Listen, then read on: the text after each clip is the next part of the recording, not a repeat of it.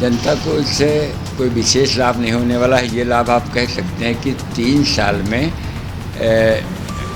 मुकदमा निर्णित करने की जिम्मेदारी न्यायपालिका पर डाली गई है। वहीं अभी तक आज़ादी के पहले व उसके बाद तमाम संशोधनों के बाद भी पुलिस के द्वारा मुकदमे की विवेचना को प्रभावित करने, साक्ष्यों के साथ छेड़छाड़ करने और तमाम शिकायतें आती रहीं जन सामान्य में। इन सब पर विचार सरकार को करना चाहिए था। अगर संशोधन करके जन कल्याणकारी कानून बनाना चाहती थी सरकार तो कम से कम उन चीज़ों को लाना चाहिए था, लेकिन इसमें पुलिस को और पावर देके इसमें जन सामान्य का उत्पीड़न होने की संभावनाएं अधिक हैं। कुछ प्रावधान ऐसे किए गए हैं कि सरकार का विरोध करने वाले किसी व्यक्ति को अगर शिकायत कर दी जाए मौखिक ईमेल या किसी पत्र के माध्यम से, तो उसको दंडित करने का कानून किया गया है, कानून बनाया गया है, जैसे राजद्रोह आदि के गंभीर कानून। माननीय सर्वोच्च न्यायालय द्वारा विगत वर्षों में इन्होंने CRP 124A की वृद्धि की थी IPC में, उसको रोक लगा दी थी सुप्रीम कोर्ट ने, लेकिन इन्होंने उसकी जगह पर 155 IPC में जोड़ने का काम किया है। उस माननीय सर्वोच्च न्यायालय के जजमेंट को भी नकारा है इन्होंने। इस प्रकार से सरकार की नीतियों के खिलाफ अगर कोई व्यक्ति कोई विरोध प्रदर्शन, धरना या अन्य प्रकार से विरोध करना चाहता है तो मैं समझता हूँ कि उसके अधिकारों का कहीं न कहीं से हनन है। तो इस प्रकार इन विषयों को लेकर अधिवक्ता समाज क्षेत्र वर्ग का मंथन कर रहा है और तैयारी कर रहा है कि कहाँ कहाँ पे कमियां हैं, उनमें संशोधन की बात की जाएगी और इसके लिए अगर आवश्यक पड़ा तो संघर्ष अधिवक्ता समाज करेगा। विजय अवस्थी, अध्यक्ष बार एसोसिएशन सीतापुर। आज पूरे देश में 3 नए आपराधिक कानून लागू हो गए हैं। इन तीनों कानून के लागू होने के बाद भारत की न्याय प्रणाली में एक बड़ा बदलाव देखने को मिलेगा। अभी तक तो देश में भारतीय दंड संहिता, दंड प्रक्रिया संहिता और 1872 का भारतीय साक्ष्य अधिनियम सक्रिय चल रहा था, लेकिन अब उसकी जगह पर भारतीय न्याय संहिता, भारतीय नागरिक सुरक्षा सहायता, भारतीय साक्ष्य अधिनियम ने ले ली है। सबसे अहम बदलाव तो आपको तुरंत देखने को मिलने वाले हैं। नए कानून के लागू होते ही 0 FIR SMS के जरिए इलेक्ट्रॉनिक तरीके से किसी को सम्मन भेजा जा सकता है। पुलिस शिकायतों का ऑनलाइन पंजीकरण होगा। यह सब कुछ अब होने वाला है। अभी तक जब भी जघन्य अपराध होता था तो अपराध स्थल पर वीडियोग्राफी अनिवार्य नहीं थी, इसकी कोई बाध्यता नहीं रहती थी, लेकिन नए कानून लागू होने के बाद यह भी अनिवार्य हो जाएगा। आपको यह भी पता होना चाहिए कि अब नए कानून में कई धाराएं भी बदल दी गई हैं। उदाहरण के रूप में अब बलात्कार की धारा 375, 376 नहीं रहने वाली, इसकी जगह पर सिर्फ धारा 63 रहेगी। वहीं अगर सामूहिक बलात्कार का मामला होगा तो धारा 70 लगेगी। इस तरह हत्या होने पर अब धारा 302 नहीं लगेगी, वहीं उसकी जगह 101 ने ले ली है। 3 नए कानून लागू होने के बाद 41 अपराधों में सजा की अवधि बढ़ा दी गई है।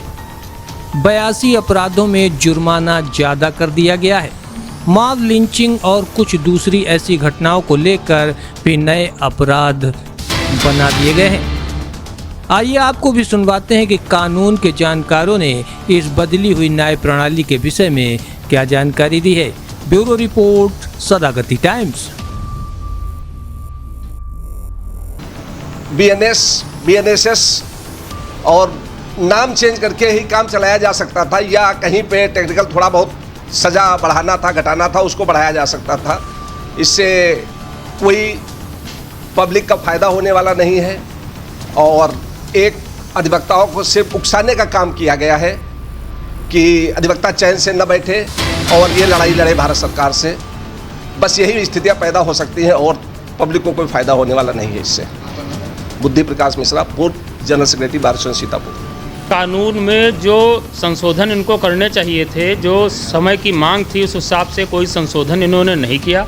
सिर्फ सरकार ने अपनी वाहवाही लूटने के लिए जो नंबरिंग थी, जो सेक्शन थे, उनको सेक्शन के नंबर चेंज कर दिए, कुछ धाराएं चेंज की हैं, वो धाराएं चेंज की हैं जिनमें पुलिस के पावर बढ़ रहे हैं, न्यायपालिका पंग हो रही, आम आदमी के मौलिक अधिकारों का हनन हो रहा है, और सिर्फ नंबर चेंज करके और ये संदेश दे दिया कि हमने न्यायपालिका के माध्यम से न्यायपालिका में बदलाव कर दिया, कानूनों में संशोधन कर दिया, जो सिर्फ एकमात्र छलावा। जहाँ तक देखा जाए कि जो लोगों के मौलिक अधिकार थे, अगर सरकार का विरोध उनको करना है, सरकार द्वारा कोई ऐसा कृत्य किया जा रहा है जिससे आम जनमानस में परेशानी उत्पन्न हो रही है, आम जनमानस पीड़ित हो रहा है, तो माननीय उच्चतम न्यायालय ने भी कहा था कि राष्ट्रद्रोह जैसे कानून भारतवर्ष के अंदर अब उपयोगी नहीं, लेकिन उसको और विस्तृत तरीके से उसकी परिभाषा को विस्तृत करके बिल्कुल व्यक्ति को विरोध न कर सके उसको बाउंड कर दिया। मैं तो यहाँ तक कहूँगा कि अंग्रेजी हुकूमत से बदतर इस कानून को बनाने का काम इस सरकार ने किया है। मेरा यह भी मानना है आने वाले भविष्य में इसके अधिक दुष्परिणाम होंगे। कुलदीप कुमार पांडे दीपक, उपाध्यक्ष बार एसोसिएशन सीतापुर। जनता को कोई लाभ होने वाला नहीं इन कानूनों से, और वकीलों के लिए समस्या बन गई है। पुलिस को फ़ायदा है इसमें, पहले भी फ़ायदा था, इन कानूनों से और भी फ़ायदा मिलेगा, और केवल तकलीफ जो हुई है केवल अधिवक्ताओं को हुई है। दिनेश कुमार त्रिपाठी, एडवोकेट, महासचिव बार एसोसिएशन सीतापुर। देखिए, नए कानून जो लागू हुए हैं, पहली बात तो जनता के लिए है ही नहीं। यहाँ तक कि मेरा मानना है कि ये जो कानूनों में परिवर्तन हुआ है, ये सिर्फ उनके नाम की वजह से हुआ है। उनका कहना है कि अंग्रेजी कानून थे।